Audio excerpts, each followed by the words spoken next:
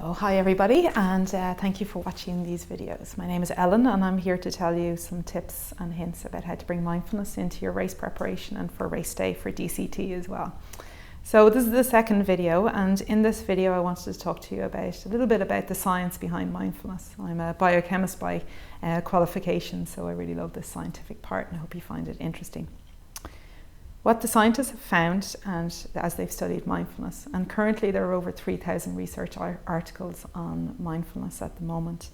So it's one of the most scientifically tested forms of meditation that there are out there. So it gives us a lot of proof and a lot of evidence, and it gives me a lot of permission to believe in it and to explore it more. Or so I needed when I was first investigating mindfulness.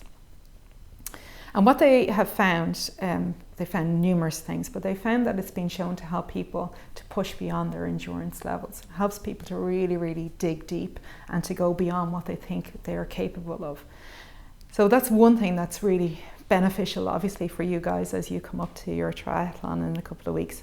But also what they've shown is a thing called neuroplasticity. And I find this personally really fascinating. So they found many years ago, they thought that the brain was fixed. They thought it was, you were born a particular way, you had a set of thoughts, and that's just the way that you were. And a lot of psychologists would have backed that belief up. But over the course of the last number of years, they found that the brain is actually plastic. It remolds itself, depending on your thoughts, your feelings, and your behaviors. And they found that mindfulness, over the course of 8 weeks of practicing mindfulness, your brain actually changes shape. So what will this neuroplasticity do for you, and how can you use that for better performance in DCT and in triathlon? So if you think for a moment, when you have a belief, it's like a daisy chain of neurons in your brain, and every time that you have this belief, you fire off that same daisy chain of neurons in your brain, and you have, from that belief, then you have behaviors and actions that come from that. So for example, it could be that I'm no good at, or that I'm not a very good runner, or I hate the bike, or I always have a panic attack in the swim, or whatever it is that's a limiting belief for you. Every time that you have that thought, every time you verbally express that thought, or every time you mentally run that thought, you're backing it up, you're cementing it in. So what they have found with neuroplasticity is what they would have thought many years ago is that that's just your belief and you can't change it. But what they found now, because the brain is plastic, that you can create a new daisy chain, a new neural pathway.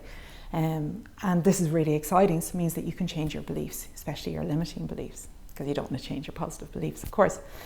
So I want you to stop for a minute and to just close your eyes and to think about something that you believe about yourself in regards to triathlon that is negative, that is limiting you in some way. And then I want you to think about how that makes you feel. Does it increase your energy levels? Does it decrease your energy levels? How does it feel in your body? Does it lead to other thoughts and beliefs? Does it cause you to stop in your race or slow down?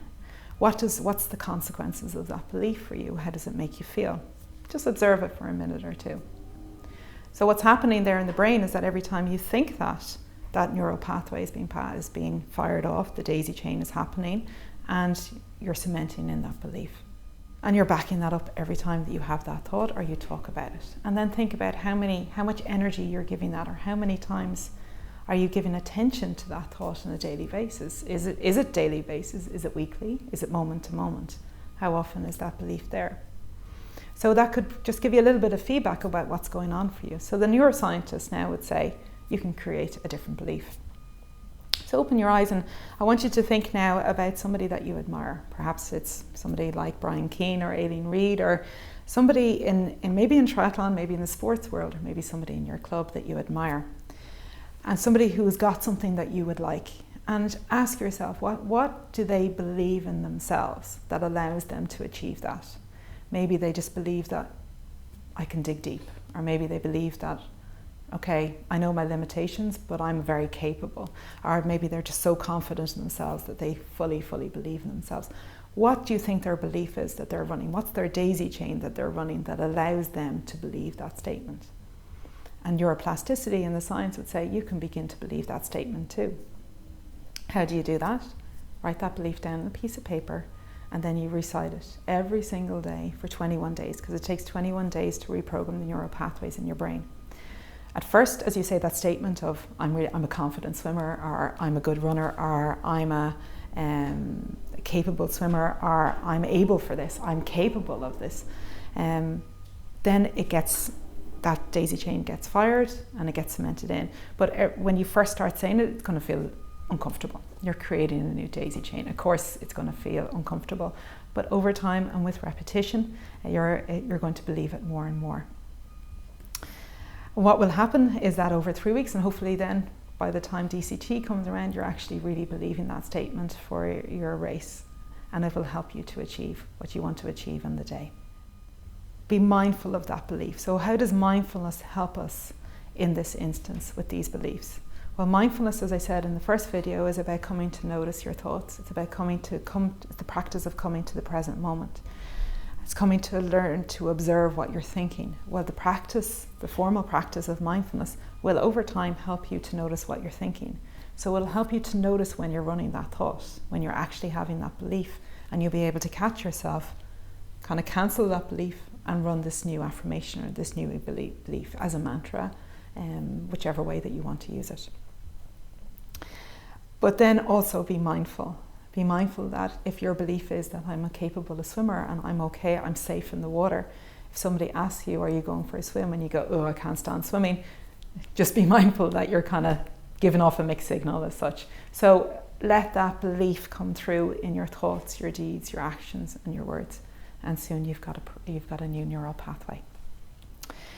So this week in the formal practice, I'm going to be talking a little bit more about that, a little bit more about reprogramming your brain and how you can bring that into your mindfulness practice. And for your informal practice, I said to you last week about noticing your surroundings.